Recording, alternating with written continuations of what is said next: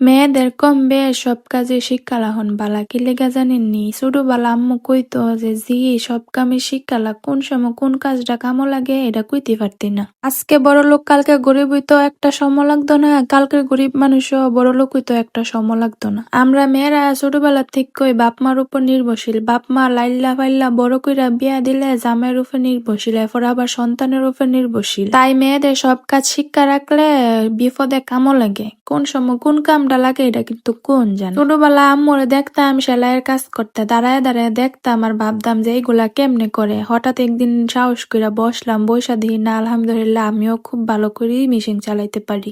তারপর আস্তে আস্তে শিখলাম যে কিভাবে এই টেলারের কাজ শিখতে হয়। কাম শিক্ষা লাগলে কিন্তু বিফলও জানা, একটা না সময় একটা সময় ঠিকই কিন্তু কামটা কাজও লাগে। এই ধরনের এখানে যেই দাম বাড়তাছে দর্জি আফরার, ছোটবেলায় একটা জামা বানাইলে নিত 50 টিয়া 30 টিয়া সেলাই, আর ওখানে এই জামা একটা সুতি জামা বানাইতে গেলে 150 টিয়া 200 টিয়ার কমে আফারা কোনো সেলাই লাহে না। তারপরে আবার সময় মতো পাওয়া যায় না। নিজে কিছু শিক্ষা রাখলে যা কামও লাগে এইটাই বাস্তব। এই যে আমি ছোটবেলা কুদ্দু কুদ্দু শিখছি, এখন কিন্তু আমার বড় হইয়া যুদ্ধরিও কিনা কিন্তু আমার কামও লাগছে। ছোটবেলা যে সময় টেইলার দিয়ে সেরা কাপড় বানাইতাম তখন ভাল লাগতো না, শুধু কানতাম যে না এন্দা হইছে না এন্দা তারা হেন্দা বেড়া। তখন আম্মু কইতো নিজের হাতে যখন বানাইবি তখন বেকাতে রইলো তোর কাছে ভালো লাগবো, নিজে কাম শিখ, নিজে কাম শিখলে বড় হইলে কামও লাগবো। তখন জিদ কইরা কামটা শিখছিলাম, শিক্ষা হনে নিজেরটা নিজেই বানাইতারি। নিজের কাপড় ব্যাখ্যা হোক সোজা হোক এটা নিজেরটা নিজেই। একটা জিনিস খেয়াল কইরা দেখবেন, নিজের হাতে যদি কোনো কিছু বানান এটা যদি অসুন্দরও তাইলেও কিন্তু আমাদের কাছে 1000 গুণ সুন্দর। কি লেগা জানেন? কারণ এটা আমরা নিজ হাতে কষ্ট সহকারে বানাইছি। একটা কাম শিক্ষা রাখলে কোনো সময় ওই কামটা বিফলে যান না। টেইলারের কাজটাও ঠিক তেমনি, আমি কামটা শিক্ষা রাখছি এমনও সময় আসতে পারে আমার বিপদের সময় আমার এই টেইলারটাই আমার পেটা হাউন জুগাইতে পারে। আর আমরা মেয়েরার কিন্তু সময়ে গুণবতীরও খুব কাম লাগে, রূপবতী দিয়া কিন্তু আজীবন কেউ চুক্কা হইতো না। কামে গুণবতীর অনেক কাম লাগে, এলাকা সব কাম শিক্ষা লাগলে কেউ কইতে পারতো না যে এই মেয়েটা কোনো কাম পারে না। আমার আম্মু কম বেশ সব কাজই আমারে শিয়াইছে আর কইছে জি সব কামই শিক্ষা লাগ, মেয়ে মানুষ হইয়া জন্মগ্রহণ করছো, কোন সময় কোন কামটা লাগবো এটা কিন্তু কইতে পারতি না। আল্লাহর রহমতে এখন কিন্তু আমার আর কেউ দইরা শিয়াই দিহন লাগে না। আর আমার সব কাজের প্রতি একটা আকর্ষণ থাকে যে আমি এটা নিজে করবো, নিজে করার মধ্যে আমি আলাদা একটা শান্তি অনুভব করি। আমি সব কাজই চাই নিজের হাতে করবার লাগিয়া। নিজের হাতে করলে কি লেগে যেন আমার ভিতরটা শান্তি লাগে, এটা একটা স্মৃতি হিসাবে তাহে যে না এটা আমি নিজের হাতে বানাইছি, নিজে করছি, এটার মধ্যে একটা আলাদা শান্তি পাই।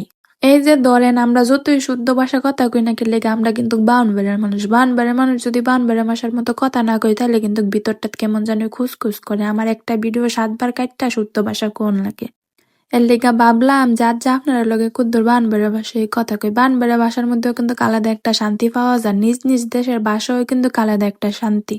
আর আমরা যারা গ্রাম সাইডে তাহি তারা কিন্তু কখনো টেইলার মানুষ পায় না, কারণ সবারই দাম বাইরা গেছে, আর যারা রে পায় তারা দাম রায় আকাশ ছোঁয়া। নিজের কাপড় নিজে সিলাইয়া যদি রোগ টিয়ারি বাসায়া 2-3 সেট কাপড় যদি সিলাই তারি ওই টিয়া দিয়ে আরেক সেট কাপড় কিনন যা, কারণ 200 টিয়া করে সিলাই যোগ করলে 4 সেট বানালে 800 টিয়া পাইলে 800 টিয়া দিয়ে আরেক সেট কাপড় কিনা আমি বানাইতাম পারি।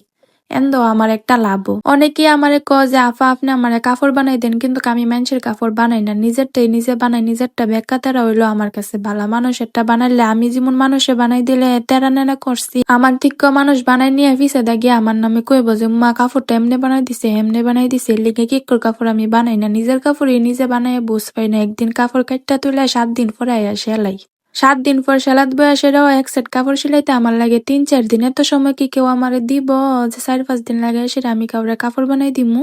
ভিডিওটা অনেক বেশি লম্বা হয়ে গেছে দেখা স্পিডে দিয়া দিচ্ছি। আফারা আপনারা যদি বুঝতে কষ্ট হয় তাই অবশ্যই ক্ষমার দৃষ্টিতে দেখবেন, আস্তে ধীরে দেখলে অবশ্যই বুঝতে পারবেন যে আমি কিভাবে এই কাপড়টা সেলাই করছি। আমার মতো কে কেরকম ভাবে নিজ হাতে নিজের জামা সেলাই করেন তারা অবশ্যই কিন্তু কমেন্ট বক্সে জানাতে বলবেন না, এবং আমার এই ভিডিওটা কে কোন জায়গা থেকে দেখছেন তারাও অবশ্যই কমেন্ট বক্সে জানাবেন। আল্লাহ হাফেজ।